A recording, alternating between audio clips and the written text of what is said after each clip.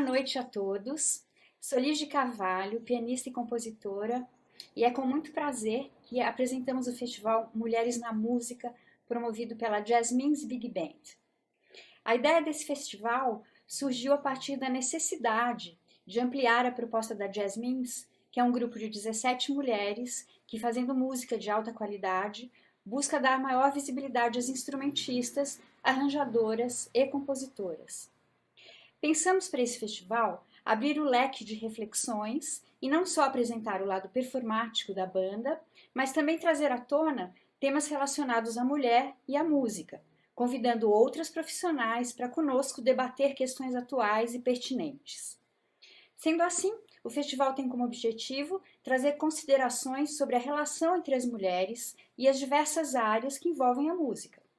Todos os dias, teremos apresentações musicais, propostas reflexivas, palestra e mesas redondas, buscando assim contribuir para o aprofundamento de questões relativas ao universo das mulheres. E com vocês, Jasmine's Big Band.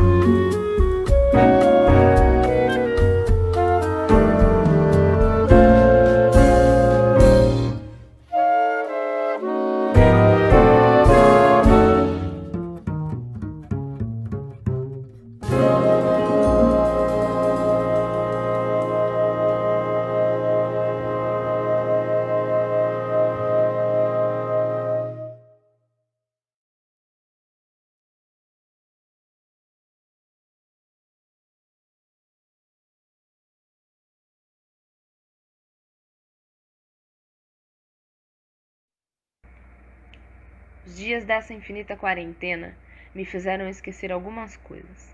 Mas aquele dia, sim, aquele dia que eu saí de casa para mais uma jornada à capital, somada a 3 horas de transporte público, mais cansada do que nunca, chego na escola. Cumprimento o porteiro, a tia da limpeza e a recepcionista. Subo 4 andares de escada. Estava atrasada e era aula de percepção. Ofegante, bato na porta, peço licença e entro. Sento mais próximo da lousa. Eu me recusava a usar óculos, mesmo a vida me ensinando que a visão do dia ia ser diferente. Rumo pro almoço e recebo um abraço de um amigo muito querido, seguido de um tô com ingresso para Jasmins, mas eu tenho aula, você não quer?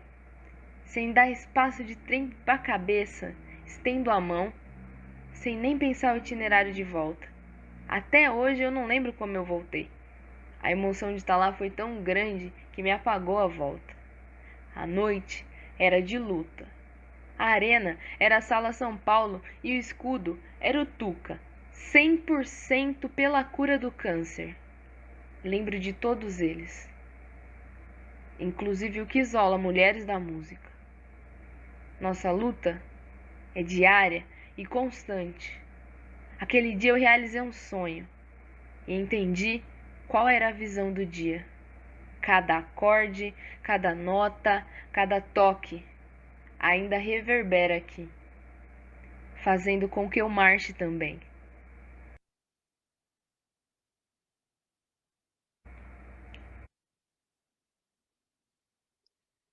fazendo com que eu marche também. Muito além do âmbito individual, a mulher se fortalece ao se identificar como parte de um grupo específico, com características e necessidades próprias. É no coletivo que nos fortalecemos.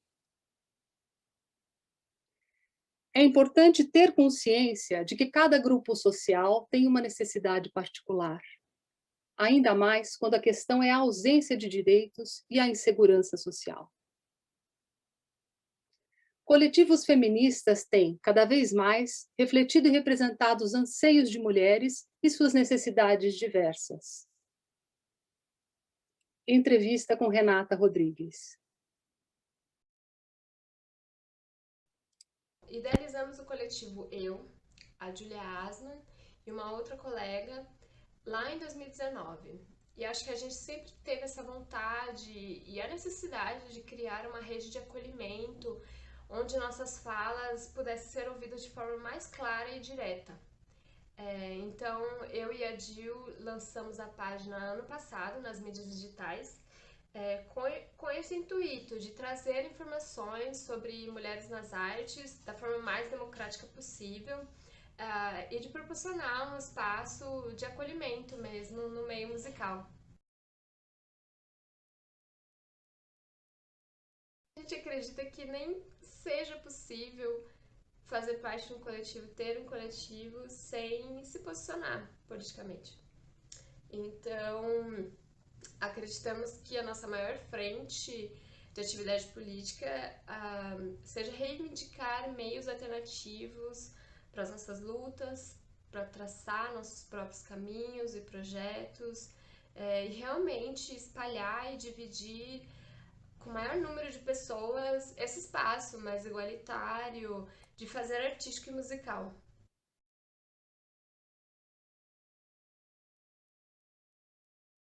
Antes do coletivo, eu não tinha uma pesquisa tão abrangente como é que eu tenho hoje dentro do coletivo, né?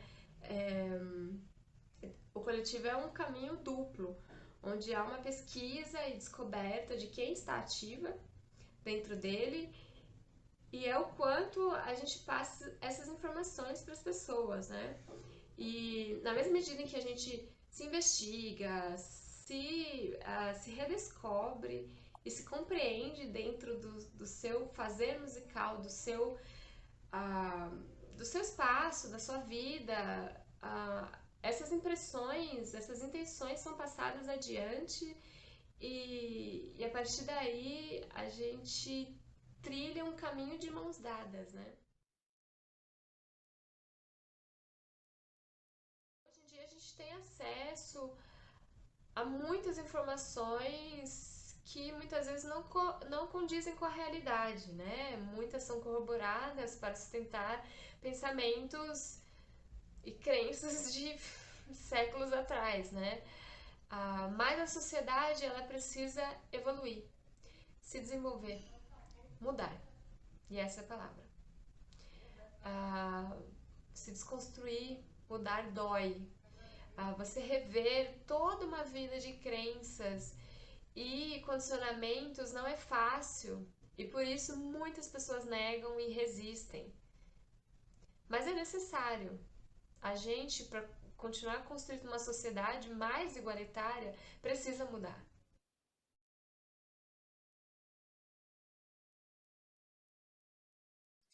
Para mim é um grande aprendizado. A gente entende que mesmo tendo esse viés de dar vazão às vozes minorizadas, a gente acredita que a escuta é essencial. Então, para a construção de um coletivo ser igualitária, a gente precisa ter uma pluralidade de ideias, de mulheres, de artes, músicas e escuta. Então, é uma coisa que a gente sempre diz, né? Que a música é plural e que ela não estará completa sem nossos sons e nossas vozes.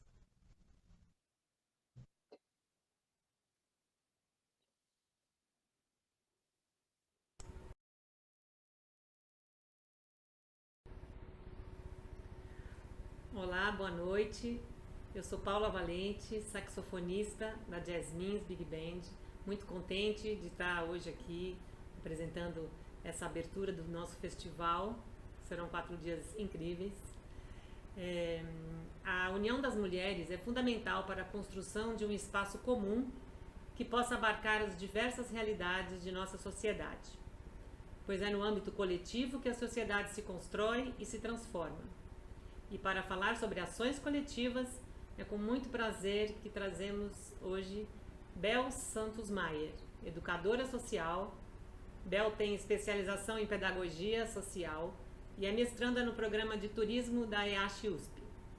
Desde os anos 1980, atua em organizações não governamentais, facilitando processos de criação de centros de defesa dos direitos de crianças e adolescentes e de bibliotecas comunitárias gerenciadas por jovens. Recebeu inúmeros prêmios, como o 67º Prêmio APCA, na categoria Difusão de Literatura Brasileira. Boa noite, Bel. Boa noite, Paula. Boa noite a todas, todos e todes. Que alegria estar aqui com vocês.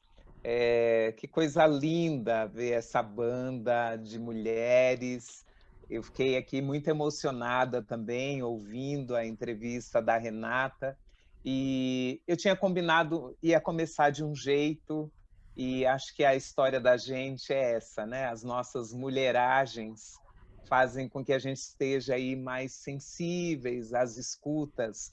E eu vou começar lendo alguns versos de Conceição Evaristo, que acho que tem muita conexão com esse jeito que vocês começaram. Tempo de nos aquilombar. É tempo de caminhar em fingido silêncio e buscar o momento certo do grito. Aparentar fechar um olho, evitando o cisco, e abrir escancaradamente o outro. É tempo de fazer os ouvidos moucos para os vazios lero-leros e cuidar dos passos, assuntando as vias, ir se vigiando, atento, que o buraco é fundo. É tempo de ninguém soltar a mão de ninguém, mas olhar fundo na palma aberta. A alma de quem lhe oferece o gesto. O laçar de mãos não pode ser algema, e sim acertada tática, necessário esquema. É tempo de formar novos quilombos em qualquer lugar que estejamos, e que venham os dias futuros. Salve 2021. A mística quilombola persiste afirmando: a liberdade é uma luta constante. Conceição Evaristo, falando e dando sentido para esse eu estar aqui com vocês, né? Eu vou confessar que quando chegou o e-mail para mim, né, falando da banda Jasmins, convidando para falar, eu falei, acho que é um engano. E deixei o e-mail lá sossegado, porque chega uma série de e-mails, e aí vocês insistiram, mandaram uma outra mensagem, Del, a gente gostaria de ter você abrindo o nosso festival. E aí eu fui olhar, né, as coisas que vocês fazem e achei que tinha todo sentido aquilombar com vocês, estar junto falando desse lugar que a arte tem em nossas vidas, né? Vocês fizeram uma proposta de ser uma conversa sobre arte, mulher, arte e periferia, e eu sempre gosto, quando qualquer tema aparece para mim, pensar um pouco que perguntas, né? Que sentido, que perguntas eu me faria como ouvinte pensando nesse tema. E aí eu fui olhar um pouco, né, na minha história como mulher periférica, uma mulher, eu venho da zona leste da cidade de São Paulo e estudei em escolas públicas, minhas irmãs mais velhas foram estudar depois ainda, né, porque todo mundo tinha que trabalhar, eu também fui trabalhar na adolescência, e aí eu fiquei pensando que lugar que a arte teve na minha vida. Tinha um espaço, né, que foi esse de ouvir música. Eu sou filha de uma família baiana que sempre foi muito musical. Ninguém tocava nenhum instrumento, mas tinha música em casa, principalmente no final de semana. Então a gente cresceu ouvindo Clara Nunes, Martinho da Vila, Elza Soares, sempre muitos sambas dentro de casa. E foi depois, né, na minha juventude, que eu comecei a encontrar na música popular brasileira outras mulheres. E aí comecei a trazer outras mulheres para dentro de casa. E foi uma experiência muito bonita, né, essa de ouvir as mulheres do samba do Rio de Janeiro, mas também ouvir Nara Leão, né, conhecer Maria Bethânia.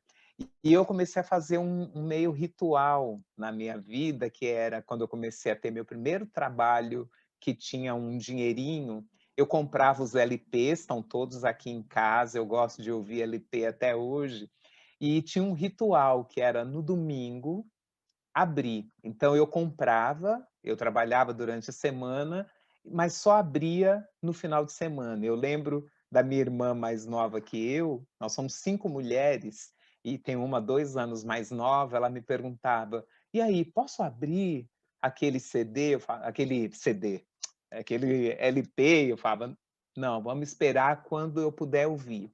E quando é que podia ouvir? Quando a casa estava limpa, as louças lavadas, a roupa em ordem, porque o lugar da arte, ele era sempre esse lugar da distração e do prazer, algo negado para a gente como mulher e principalmente como mulher periférica. Então a arte era para depois, primeiro a obrigação, depois a devoção, depois aquilo que traz o prazer. E mesmo na escola, né, o lugar que a arte tinha para a gente, ela era conhecida quase como prendas domésticas, né? As minhas irmãs mais velhas, eu até me livrei disso no currículo, mas as minhas irmãs mais velhas, elas tiveram aula de pintura, de pano, bordado. Então, esse lugar da arte inútil, né, a arte que não serve para o mercado, não tinha um sentido para a gente. Ninguém perguntava qual era o lugar da arte nas nossas famílias, né? Então, todos nós somos de famílias em que o artesanato, de alguma forma, esse fazer artístico, está presente, né?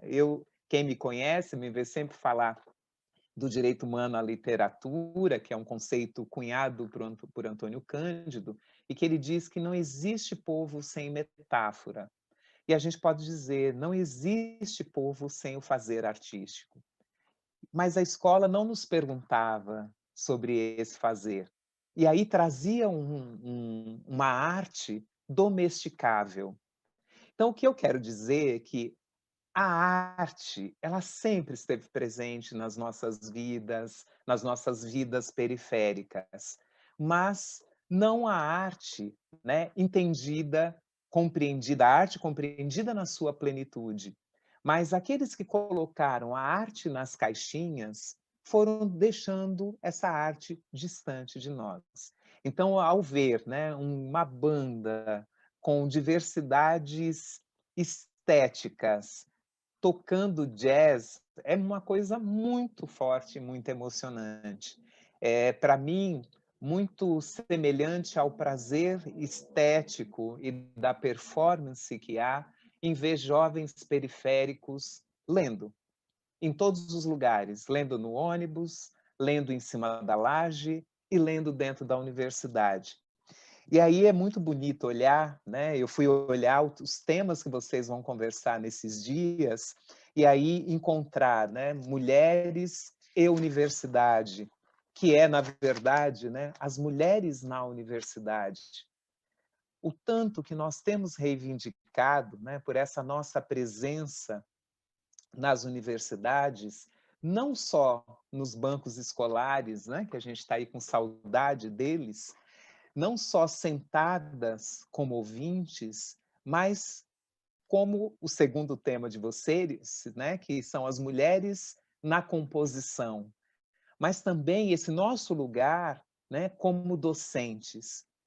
E além disso, né, esse nosso lugar como mulheres na construção de um pensamento acadêmico. Nós temos provocado muito dentro da academia, a nossa existência tem provocado, né, provocado uma revisão dentro da bibliografia das universidades. Então, como garantir um equilíbrio para que a gente leia mais mulheres, para que a gente tenha acesso a mais pensamento de mulheres? E nós, mulheres pretas e periféricas, temos reivindicado mais melanina dentro do acervo. Imagina se cada professor universitário se colocasse o compromisso de, pelo menos, trazer uma autoria não branca e não masculina para o seu currículo por semestre. Por semestre, assim, bem generosa. Dá para a gente fazer muito mais. Mas se cada professor, cada educadora, cada professora universitária trouxesse um outro pensamento diferente daquele que ele está acostumado a dar há anos, né? Isso já seria transformador. Isso a gente tem feito dentro das bibliotecas, né? Alterar dentro do nosso acervo, conseguir trabalhar com o conceito de bibliodiversidade, porque a gente acredita que quando a gente consegue, né, aquilo que a Renata, né, Rodrigues falou sobre essa importância da escuta, né? Estar aqui falando numa plataforma nos obriga a aprender a mutar o microfone para conseguir falar. A gente precisava trazer essa metáfora para a vida, né? Como é que a gente silencia um pouco para ouvir outras vozes? A gente só consegue essa harmonia que vocês trouxeram aqui na abertura desse evento, essa banda, né, a Jasmins, é harmônica, porque cada um consegue ouvir o instrumento do outro, e não só o seu. Então, a gente precisa trazer, né, esse gesto, essa performance, essa metáfora para a nossa vida. Uma outra pergunta que eu fui me fazendo, né, vendo essa abordagem de vocês, né, trazer como é que a gente ocupa também esse lugar, né, esse nos encorajar a falar também. E é uma coisa que a gente que aprendeu a escutar, a gente consegue tanto reivindicar o direito ao silêncio, quanto o direito à fala e o direito ao grito. né? Se a gente não dá fala para ninguém, mas a gente consegue, silenciando, romper com as estruturas de silenciamentos, né? Vocês aqui que são músicas, né? Vocês falam também pelos seus instrumentos. Às vezes tem gente com muita timidez, né, para falar, tem quem vai dizer que isso é um intimidamento, né, mais do que uma timidez, e vocês falam também pela música. Mas como é que a gente vai fazendo isso, né? Encorajando, como a arte tem o poder de encorajar mais mulheres a romper os silenciamentos. E esse é um gesto, a banda faz isso, e nós que trabalhamos com a literatura temos procurado fazer isso, que é, com a arte, com essa escuta, com esse romper os silenciamentos, conseguir fazer caminhos do espaço íntimo ao espaço público. Uma autora, uma antropóloga, a Michelle Petit, que é muito lida por nós, trabalhamos com bibliotecas e literaturas e juventudes. Depois eu vou contar um pouco mais aí o que eu faço, né, para quem não me conhece. Ela fala sobre essa leitura que nos leva do espaço íntimo ao espaço público. Então, é um movimento, a arte ajuda a gente a fazer esse movimento para dentro da gente e também para ocupar os espaços fora. O que é esse movimento para dentro, né? Para nós que estamos nas bordas das cidades, nas bordas das construções dos conhecimentos, né? Os colocados à margem. Quando você é colocado à margem, só nos dão palavras e verbos para falar sobre o fazer, porque é aquilo que eu dizia no início, né? Como se a arte fosse só uma possibilidade depois que você terminou todas as suas obrigações, depois que você fez. Arte é para quem tem tempo, né? Esse é um estereótipo que colocaram para a gente. E isso faz com que a gente vá tendo uma vida construída a partir de verbos que falam sobre o fazer, né? Você tem que estar ocupado. Quantas vezes a gente ouviu mulheres dizendo: nossa, eu não consigo ficar parada sem fazer nada. Então, né, se eu estou ouvindo música, eu preciso estar fazendo outras coisas. Como se ouvir música não fosse já um fazer. Como se a apreciação artística não fosse um fazer, não tivesse valor. E aí a arte nos ajuda a encontrar palavras para o sentimento. Quando a gente ouve, né, uma banda tocando, quando a gente ouve uma música, a gente vai sentindo coisas que, se a gente está só fazendo, não sabe nem dizer. Não sabe nem dizer o que é isso. Por que às vezes, né, a gente ouve músicas e tem vontade de chorar? Por que a gente lê algumas palavras que estão organizadas de um jeito que dá vontade da gente chorar, ou da gente sair para a rua gritando, ou abrir a janela e gritar? O que é isso que acontece com a gente? Isso está ligado ao sentir. E só a arte pode dar isso para a gente. Não é o fazer, não é o estar ocupado o tempo todo.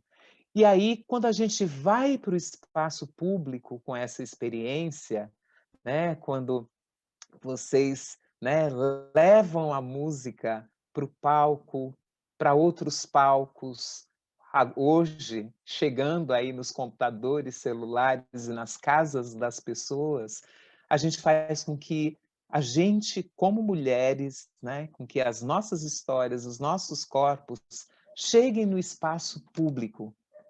E aí, quando mais gente, eu tenho certeza, né, que essa banda de vocês, com tanta diversidade estética, ela abre um caminho para outras meninas e mulheres se perguntarem: por que não eu também? E quando a gente consegue falar, por que não eu também? Né, a gente se coloca num lugar de transformação do espaço público. Né? Então, eu entendo muito bem quando aqui foi aberto falando dessa arte com esse poder transformador. Transforma. Transforma o espaço íntimo e transforma o espaço público. E aí a gente se coloca num lugar, né, reivindicatório, de quilombo. A gente não quer isso só para a gente. Se isso é tão bom, se isso é tão bom, isso precisa ser para todo mundo, precisa ser para mais pessoas. E aí eu vou trazer um conceito que eu tenho trabalhado na literatura, que a literatura ela nos ajuda a construir pelo menos 3 espaços. Um espaço que é colo, que é o espaço do colo, do acolhimento, da intimidade, da proteção, do cuidado. Um outro espaço que é a casa. A casa é o teto onde as pessoas que podem contar uma com as outras deveriam estar dividindo, né? A ONU trabalha com o conceito de família, que família é gente com quem a gente conta. E essas pessoas com quem a gente conta, elas constroem com a gente uma casa, uma família. Eu conheço a minha família literária. Vocês devem ter a família musical de vocês.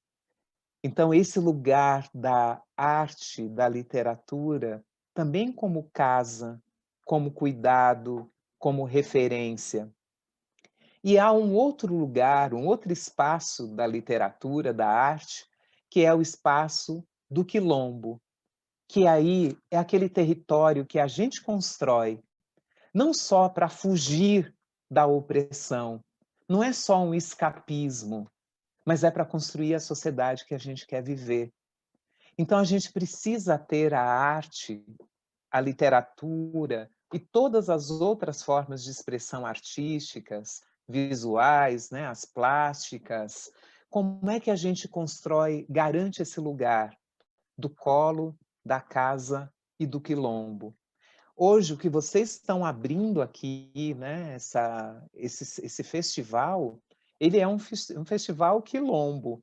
Que bom que quando, depois de ouvir Renata, eu estava com a poesia aqui muito perto, porque vocês estão chamando para esse festival não só quem entende de música, vocês estão chamando pessoas mulheres que também querem construir essa outra sociedade em que caibam cuidados, proteção, sentimentos, expressão, composição, em que a gente possa fazer juntas.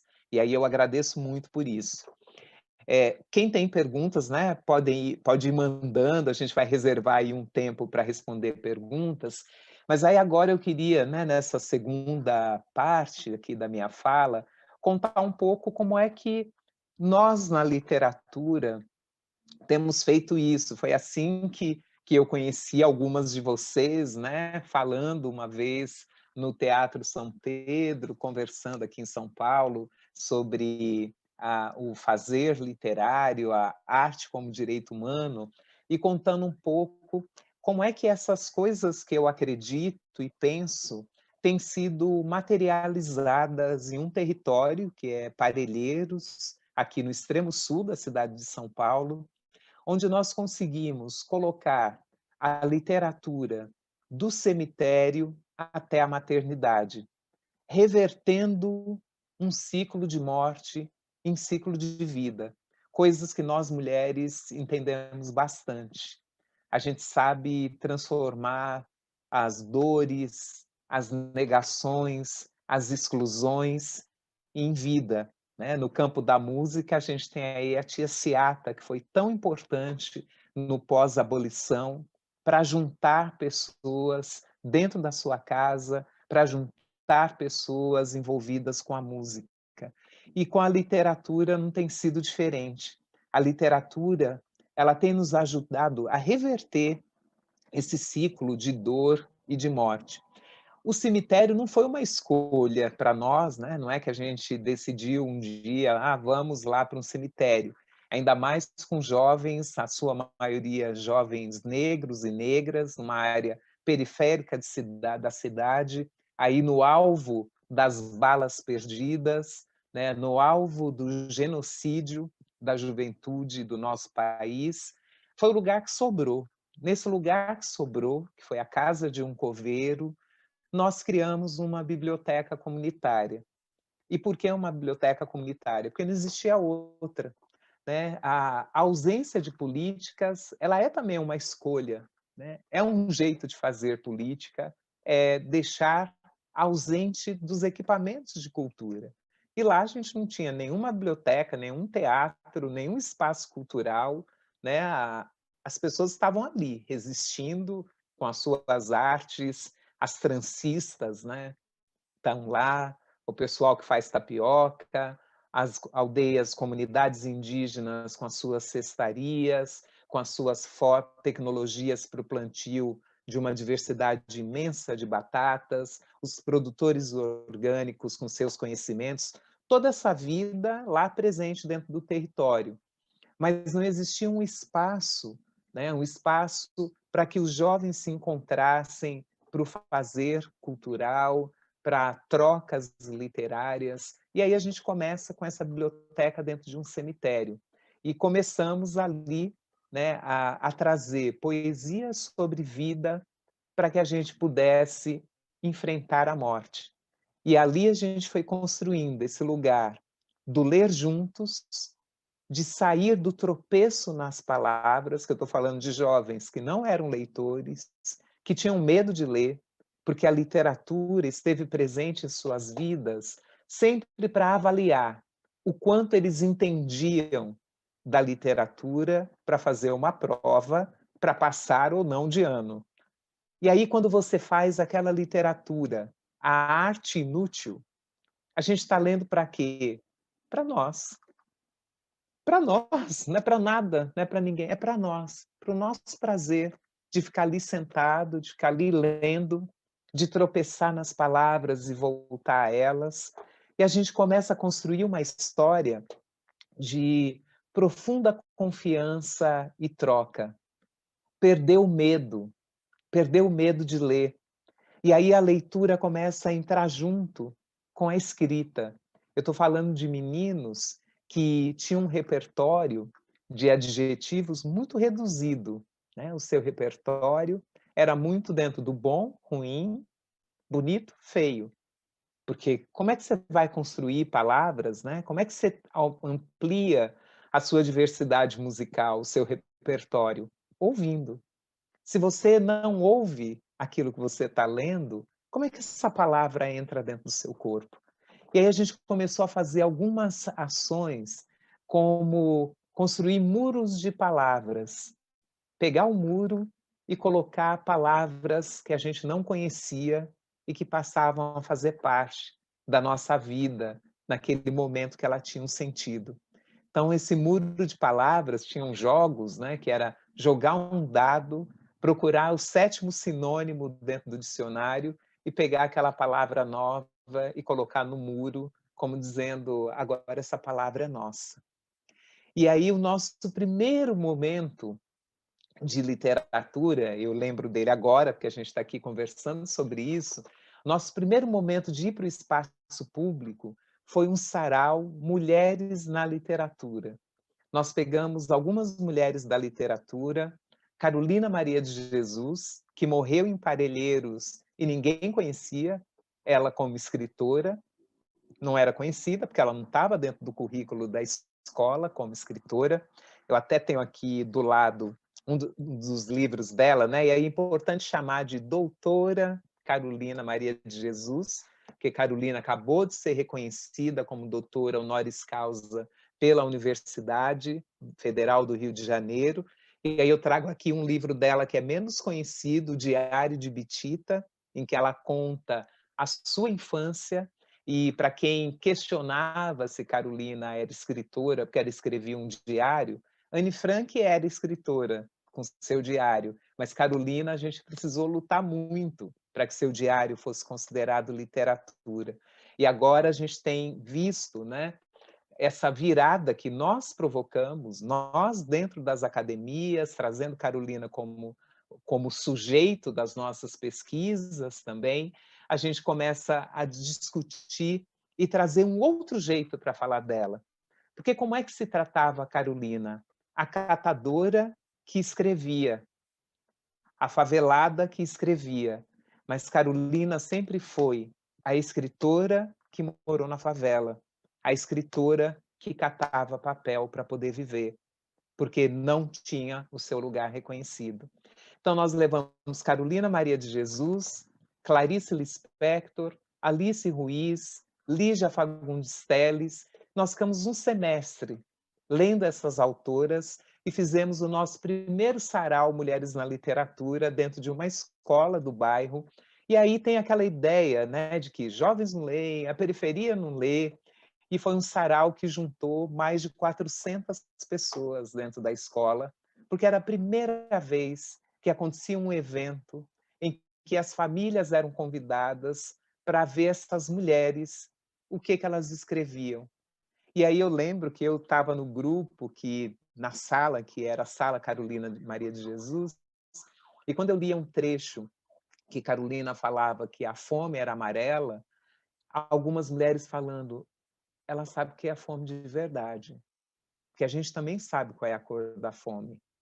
E começaram algumas mulheres a se letrar, né, a se alfabetizar a partir desse interesse de uma de nós que escrevia, que publicou livros.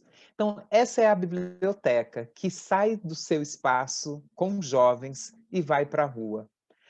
Dessa biblioteca, a gente acabou criando um outro grupo, que foram as sementeiras de direitos.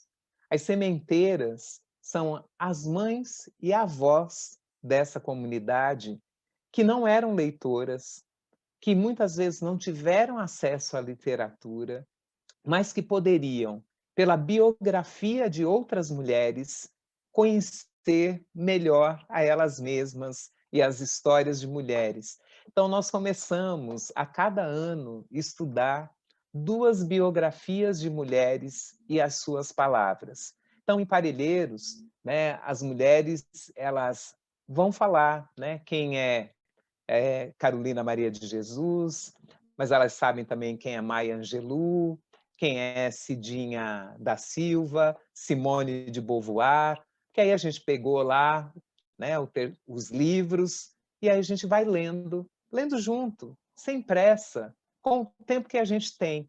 E quem chega na Caminhos da Leitura, tomara que um dia vocês consigam chegar lá, a gente vai voltar para a vida na rua, vão encontrar, de um lado da biblioteca, tem as mulheres que a gente estudou e leu. Então, tá, a Djamila, a Cidinha, todas essas aí que eu falei. E do outro lado estão as pretas em retrato, as sementeiras, e os seus ofícios, e elas pelas suas palavras. Elas estão no mesmo espaço físico, umas olhando para outras, trazendo, né, essa força que a palavra tem, a palavra já escrita, que a gente lê, e a nossa palavra, que está sempre presente pela oralidade. Então, Pretas e Retratos e as mulheres na literatura estão dentro de um espaço físico se olhando. Essas sementeiras de direitos passam a levar a literatura de casa em casa, numa organização que foi construída com um outro parceiro nosso, o Tião Rocha, que viraram as mães mobilizadoras. Quem são as mães mobilizadoras? São essas mulheres que passaram a levar a literatura para crianças, desde o acompanhamento pré-natal até dentro de casa, acreditando que a literatura pode constituir um vínculo entre mães e bebês, mas entre essas mulheres mesmas, quando elas se encontram para conversar dessas literaturas. Com esse grupo de mulheres, durante a pandemia, nós começamos a conversar, nós tínhamos já pensado antes, que além de levar, se a gente quer aproximar a literatura e a escrita, como é que nós poderíamos estar levando para os bebês de Parelheiros um livro escrito por nós, inspirado dentro de um movimento nascido na Itália, que é o Nat per Leggere, que é uma organização de médicos que começou a fazer todo o acompanhamento do crescimento dos bebês a partir da literatura. Nós nos inspiramos e criamos o Nascidos para Ler em Parelheiros, que a gente decidiu? A nossa família literária já está lá. A literatura chega às casas com as mães mobilizadoras. Agora a gente quer que a literatura não demore tanto para chegar nas vidas das pessoas que nascerem em Parelheiros. Agora que a gente já tem as nossas bibliotecas, a Casinha das Histórias e esse movimento literário, como fazer que a nossa literatura chegue desde a maternidade, que é a maternidade Interlagos? Nós passamos o ano passado, de março até agora, janeiro, fazendo um livro, Nascidos para Ler, no Melhor Lugar para se Viver, que é um livro de fotografias com as expressões das crianças. Então, essas mulheres aprenderam a fotografar com o celular. A Juliana Carrascosa deu as oficinas de fotografia. Então, primeiro a gente precisou aprender a entrar nessas plataformas para fazer as conversas, depois aprender a fotografar com os celulares e aprender a olhar os bebês, né? Um trabalho de arte. Para a gente poder fotografar os bebês, teve primeiro todo um trabalho de autorretrato. Eu digo que esse grupo, eu estou falando de um grupo de quase 60 mulheres, que a gente nunca mais fez selfie. A gente só faz autorretrato agora que a gente aprendeu. Então, nós começamos a aprender a nos fotografar, a olhar a luz dentro da nossa casa, a nos olhar, esse trabalho de reconhecimento, que para olhar o outro, eu preciso olhar para mim também. Então, todo um trabalho de fotografia, de autorretrato, e depois a fotografia, o retrato dos seus bebês, nas várias expressões, chorando, rindo, fazendo biquinho, brincando. E, paralelamente, foram acontecendo oficinas de poesia, de microcontos com o João Carrascosa, para a gente transformar essas expressões em prosas poéticas. Então, nasceu o livro. Eu espero que um dia vocês me chamem para eu mostrar o livro para vocês. Esse livro está indo para a gráfica. Esse livro virou uma lindeza, que as mães vão sair da maternidade de Interlagos já com seu livro, que a comunidade de Parelheiros construiu, para que a gente consiga ter a literatura, né, revertendo esse ciclo de morte, ainda mais nesse tempo que a gente tem falado tanto de morte, para esse ciclo de vida, que a gente se olhe, que a gente olhe para as nossas expressões, né, que a gente cuide, né, que a gente registre cada pequena alegria, cada gesto que a gente consegue ser testemunha. E acho que aí, para finalizar, né, e para abrir, para a gente conversar um pouco sobre as perguntas, eu queria trazer aqui algumas mulheres que são referência para mim, são mulheres que eu leio, e aí eu sempre gosto de aproveitar essas oportunidades para apresentar um pouco essas leituras de mulheres que, como nós, cada uma de nós aqui, tem refundado aí quilombos dentro da literatura. Eu falei da doutora Maria Carolina de Jesus. Quero trazer também aqui a Cidinha da Silva. Eu estou aqui com um livro dela, que é Os Sobreviventes. A Cidinha da Silva era quem deveria até estar aqui no meu lugar, porque a Cidinha é super entendida de futebol e música. Ela é uma cronista, mas também uma contista, um Exu em Nova York, que é o seu livro de conto maravilhoso. E no site dela, o Tridente, ela está sempre lá colocando crônicas de autoria negra, mas ela fala sobre tudo, sobre música, sobre futebol, sobre a vida, de uma forma muito profunda, muito cortante, eu sugiro. E falando em escrita cortante, eu vou trazer aqui, esse é o primeiro livro que ela publicou, a Dinha, que é Maria Nilda, esse de passagem, mas não a passeio, é um dos livros mais lindos que ela tem, mas ela tem também o Zero a Zero. É uma poeta incrível, incrível, eu recomendo muitíssimo. É uma doutora em literatura, ela depois foi estudar, mas esse livro dela aqui era quando estava ainda, nem lembro se ela já tinha entrado na graduação. Um outro trabalho maravilhoso de uma outra grande poeta, que é a Mel Duarte, acabou de publicar esse livro Querem Nos Calar, que tem tudo a ver com o que a gente está conversando aqui nesse festival. O Querem Nos Calar é uma antologia poética, e aqui tem muitas poetas incríveis. Tem um poema aqui da Bel Puan, que eu não sei se eu vou encontrar aqui agora, mas um poema que está na minha dissertação de mestrado, que eu vou defender amanhã, em que ela fala que depois, desde que eu aprendi a me derramar, eu não aceito que me condensem.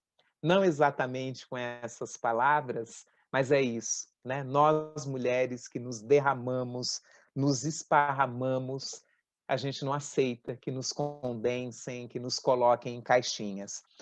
Uma maravilha, né? Tantos livros aí de autoras que algumas de nós não líamos, porque não tinha na língua portuguesa, na língua brasileira. Está aqui, né, os poemas reunidos de Audre Lorde, que é uma grande poeta, uma grande escritora, pensadora. Outra poeta também, Riane Leão, que talvez vocês conheçam. A Riane, esse livro dela, Tudo Nela Brilha e Queima, foi resultado de um espaço, né, que ela fazia as publicações no Instagram, Aqui Jaz Meu Coração, e ela reuniu depois todas essas poesias nesse livro maravilhoso, e tem outros. Uma escritora, romancista premiadíssima, recebeu já 2 prêmios São Paulo de leitura. Eu estou aqui com o Enterre Seus Mortos, da Ana Paula Maia, mas tem também o livro Assim na Terra como Embaixo da Terra. E a Ana Paula Maia, é bem importante o que ela traz para a gente, porque às vezes acham, né, que para nós, mulheres, não tem esse lugar da escrita que aterroriza, da escrita sobre dor, sobre morte. Leiam Ana Paula Maia. Trouxe uma escritora do continente africano, Scholastique Mukasonga, Mulher dos Pés Descalço, maravilhoso, incrível. Uma escritora baiana, Lívia Natália, Água Negra, professora, educadora, poeta, gigante. E Cadernos Negros, né? Um trabalho tão importante que Esmeralda Ribeiro e o Márcio fazem há mais de 40 anos, publicando contos e poesias de autores negros. Então, apresentei aqui um pouco das coisas que eu tenho lido, né? Vocês estão vendo aí um pedacinho só da minha estante.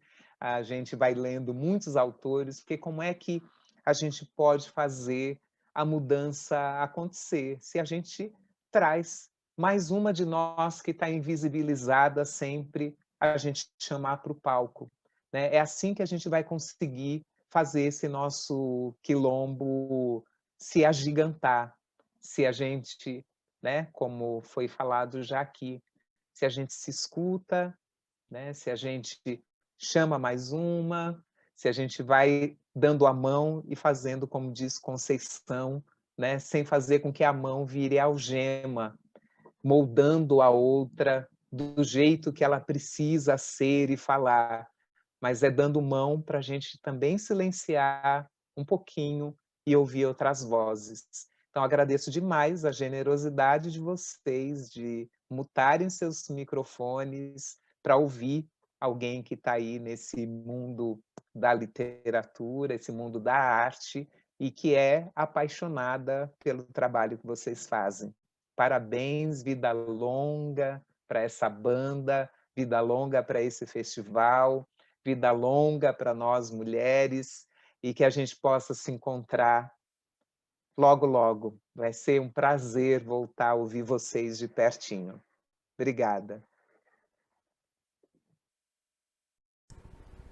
Bel, obrigada pela sua palestra maravilhosa. Eu estou aqui lembrando quando eu te vi pela primeira vez, que eu estava com minhas amigas lá no Teatro São Pedro, e não vou me esquecer da sua voz. Então é incrível que ela tem um timbre assim que me encanta de um jeito, parece que ela acolhe, assim, tem um timbre assim especial. Então acho que essa voz, ela é duplamente, para mim, duplamente importante. A tua voz física e a tua voz como o que você comunica, o que você fala. Eu acho que todo mundo aproveitou bastante. Então eu tenho algumas perguntas. Vou primeiro começar com uma pergunta lá do chat. Frau Pepper, como você escolheu o acervo dessa biblioteca, né, que ela tem uma história de fundação muito singular? Então, olha só, né, para começar a construir o acervo da biblioteca, foi interessante, foi um começo como das outras bibliotecas comunitárias. A gente recebia doação. E principalmente final de ano, né, as pessoas faziam as limpezas na casa e aí juntava tudo nas caixas e levavam para nós. E isso foi bem importante, porque a gente não tinha um acervo. Então, era meio a partir do que chegava. Depois, quando nós tivemos o nosso primeiro projeto aprovado, que foi maravilhoso, em 2009, imaginem, R$ 20.000 para conseguir comprar de livros. E aí nós decidimos, nós vamos fazer isso com os jovens, com a comunidade. Então nós ficamos alguns meses estudando tudo que a gente podia, aquilo que saía nos cadernos ilustrados e culturais dos vários jornais, as revistas das livrarias. Nós convidávamos estudiosos de literatura para irem conversar conosco. E aí a gente conseguiu chegar a uma definição do que a gente achava que era importante. Então, ter, né, um pouco daquilo que era considerado cânone literário, do que é considerado cânone literário. Tinham muitas pessoas que conheciam Jorge Amado, então a gente decidiu ter tudo de Jorge Amado. As autoras que eu falei aqui do Sarau Mulheres na Literatura.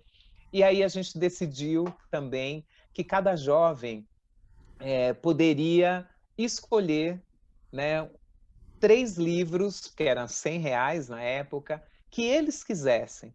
Então, além desses que a gente definiu, aquele que eles quisessem. E foi muito interessante, porque aí eles compraram principalmente livros que estavam relacionados, né, a um gênero chamado aí de autoajuda, porque eram os livros que eles conheciam também. Então, mesmo com todo o trabalho que a gente fazia de acessar outras literaturas, e a gente falou, olha, isso é importante, né? E é importante que eles sentissem. Eu comprei, né, esse livro para minha biblioteca. E aí a gente falou a importância da gente conhecer outros gêneros literários também. Então, nós passamos a fazer um estudo muito grande de conhecer, né? Então, o que a gente entende por literatura para crianças, o que são romances, o que é poesia. E aí começamos a procurar quem é que produz literatura e que está fora desse nosso radar. Tem outros autores que a gente não conseguiu enxergar, porque se a gente está falando de bibliodiversidade, né, então a gente precisa de outros olhares. E aí fomos nos aproximar dessas feiras e festivais que acontecem nas áreas periféricas. Então hoje a gente tem um acervo de mais de 4.000 títulos e nós atuamos dentro de uma rede, que é a rede Litera Sampa. Então, como rede, a gente também consegue desenvolver o acervo de uma forma muito mais coletiva. Cada ano, a gente decide estudar um aspecto específico da literatura, a literatura indígena, a literatura de autoria negra, a literatura africana, a literatura afro-brasileira, literatura escrita por mulheres. Então, nesses 12 anos, cada ano nós fomos aí nos aprofundando nos estudos literários, e eu posso dizer que nesses mais de 4.000 títulos a gente tem aí um acervo muito completo. Hoje, um pouquinho antes de eu entrar aqui com vocês, estava acontecendo uma live organizada pelos jovens, que chama Literatura e Direitos Humanos. Eles estavam falando sobre os 27 livros que eles leram nesses 2 anos. porque final de 2018, nós convidamos 5 escritores e pedimos para cada um deles indicar 10 livros que todo mundo precisaria ler para atravessar o mau tempo. E não foi nenhuma premonição, a gente não sabia que ia ter Covid, viu? Era o mau tempo que estava já instaurado no final de 2018. E aí nós chegamos a uma lista de 50 livros. E nós temos nos encontrado para ler esses 50 livros juntos. Então, vocês imaginem que adolescentes e jovens de áreas periféricas, de bibliotecas comunitárias, leram em 2 anos 27 livros, quando a média nacional é de 3 livros incompletos por ano. Então, é muito impactante, né? Isso de a conversa sobre livros é o que mais proporciona a transformação de leitores. Desculpa, Paula, deu uma resposta super longa, né? Não, imagina, tá ótimo. Tem mais uma perguntinha aqui da Maria Lourdes Rodrigues de Paula. Quais mudanças na vida dessas mulheres você poderia citar? Eu sei que devem ser muitas, mas se você puder citar alguma que você acha mais importante.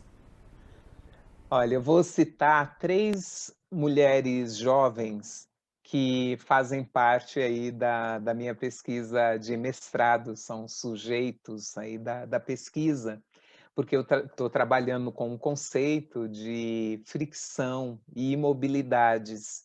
Eu tenho trabalhado esse conceito de um pesquisador que estuda mobilidades, o Creswell.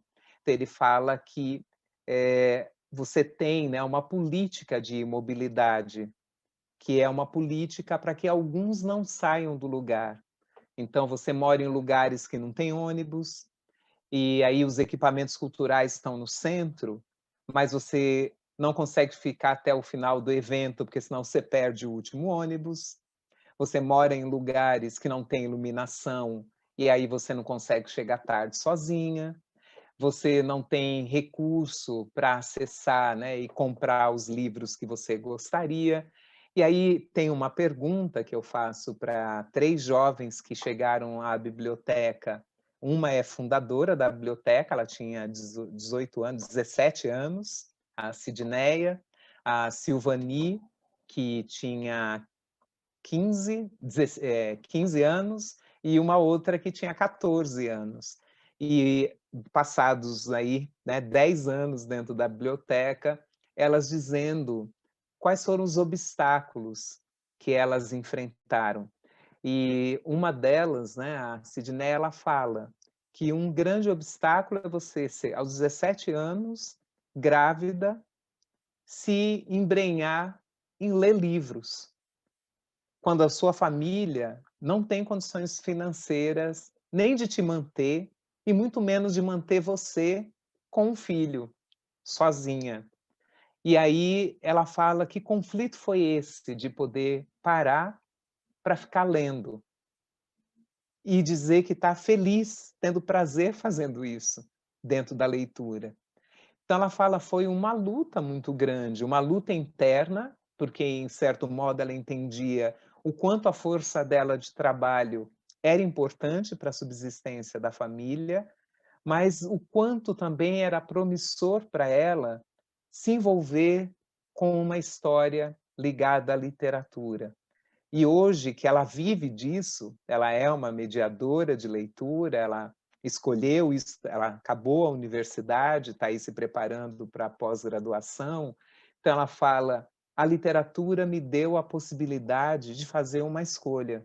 Se não fosse a literatura, a escolha já estava feita para mim, que era gastar de 4 a 5 horas por dia dentro do transporte público para trabalhar na casa dos outros ou no negócio dos outros. Com a literatura eu pude fazer uma escolha. Ela foi fazer a universidade, fazer administração, teve seu primeiro artigo científico publicado nesse ano, em que ela fala das mulheres na gestão da própria vida e na gestão de negócios. A Kathleen, que é outra jovem, ela fala que foi a leitura de Chimamanda, foi a leitura de Cidinha da Silva, de Conceição Evaristo, a leitura de Ana Maria Gonçalves, que ajudaram com que ela tivesse coragem para ter uma voz. Ouvindo outras mulheres falarem e escreverem sobre as suas dificuldades, ela pôde também sentir que não era só com ela. E aí você começa a conseguir elaborar outros destinos possíveis. Então, hoje a Kathleen é uma maravilhosa, então ela fala, eu descobri que eu não era, né, uma pessoa sem voz, né? Eu não tinha coragem de tão intimidada que eu estava para conseguir falar.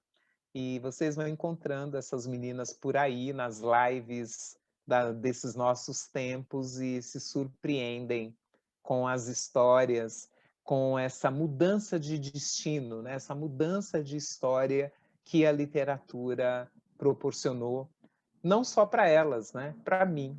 Eu sou uma das pessoas que consegui mudar a minha trajetória, o meu destino dado pelo acesso à literatura.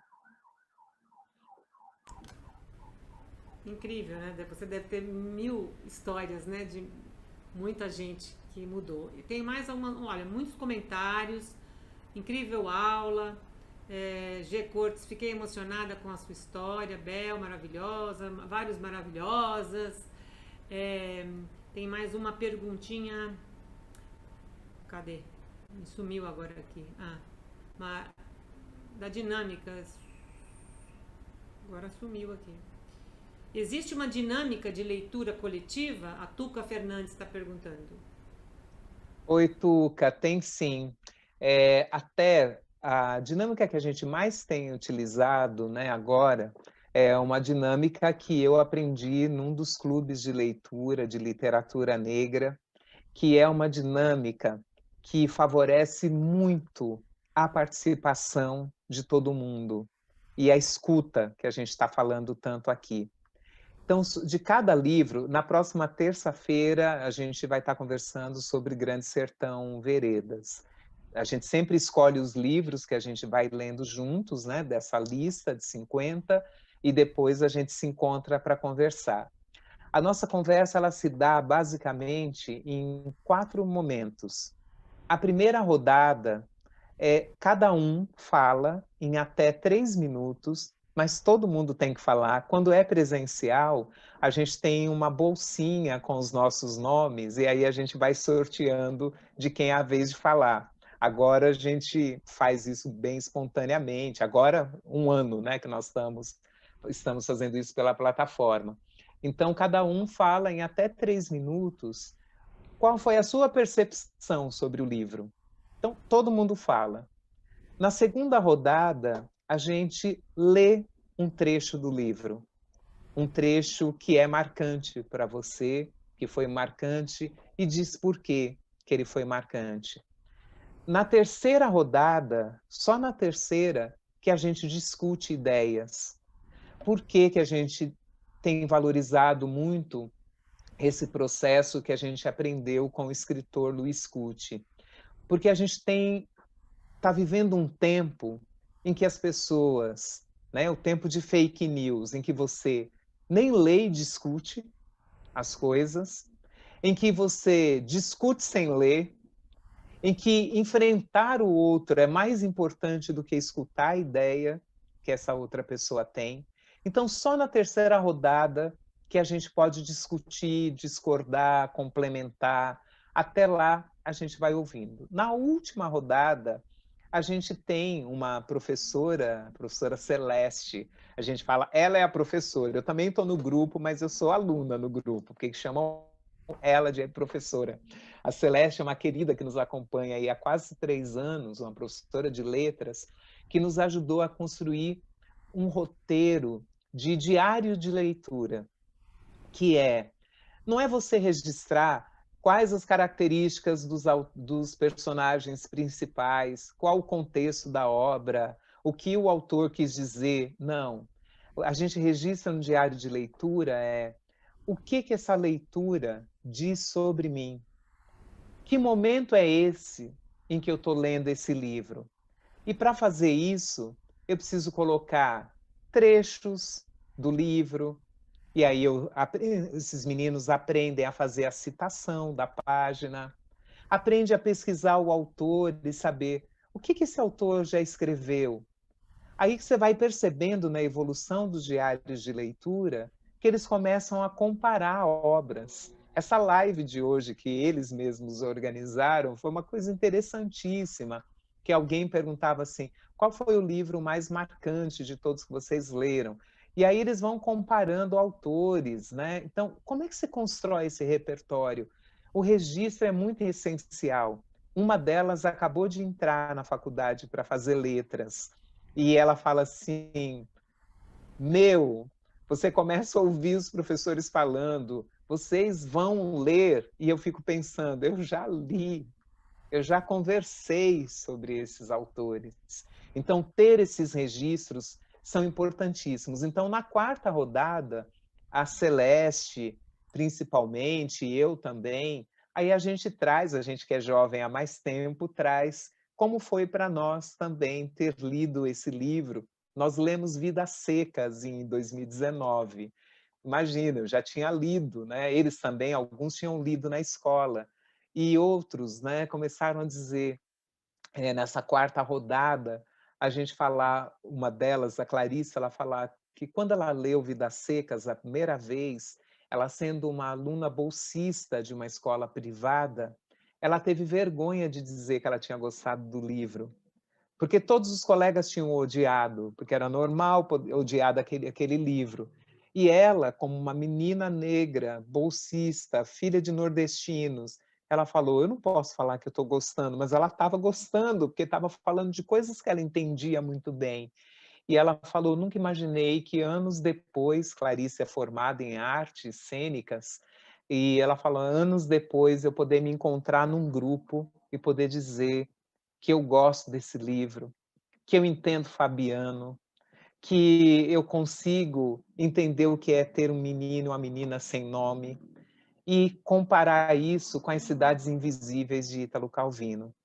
Então, a leitura compartilhada, ela traz, né, um acelerar dessa construção literária, porque você começa a contar não só com as palavras que estão no livro, mas com as vivências, com as histórias de todo mundo que está naquela roda.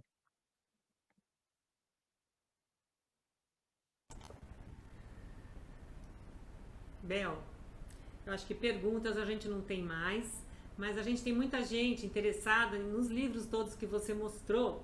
Então eu gostaria que depois você enviasse para a gente, porque todo mundo pode ficar tranquilo, que a gente vai colocar depois na descrição do vídeo. Não vai ser exatamente hoje, tá, pessoal? Porque tudo do festival vai ser colocado, vai ficar disponível no YouTube. Mas acho que é um pouco depois de talvez que o festival acabe. Aí a gente vai colocar na descrição, a Bel vai deixar com a gente o nome dos livros, que todo mundo está super interessado. Muita gente gostando muito, foi incrível. Agradeço muito sua presença, Bel. A linda palestra, eu acho que todo mundo saiu aqui com uma linda mensagem, com muitas reflexões para fazer sobre esse tema. Muito obrigada mesmo. E eu convido a todos a estarem novamente aqui no canal da Jasmins, às 19 horas amanhã, para a continuação do festival. Amanhã a gente vai ter a Camila Bonfim, que também é a nossa curadora. Obrigada, Camila. Ela vai mediar a mesa A Mulher e a Universidade. Aguardo todo mundo. Convidem seus amigos, que vai ser muito legal todos esses dias. E sempre na abertura e no final a gente vai contar com a participação da Jasmins Big Band, que eu acho que já está pronto para começar para vocês. Obrigado a todos, até amanhã!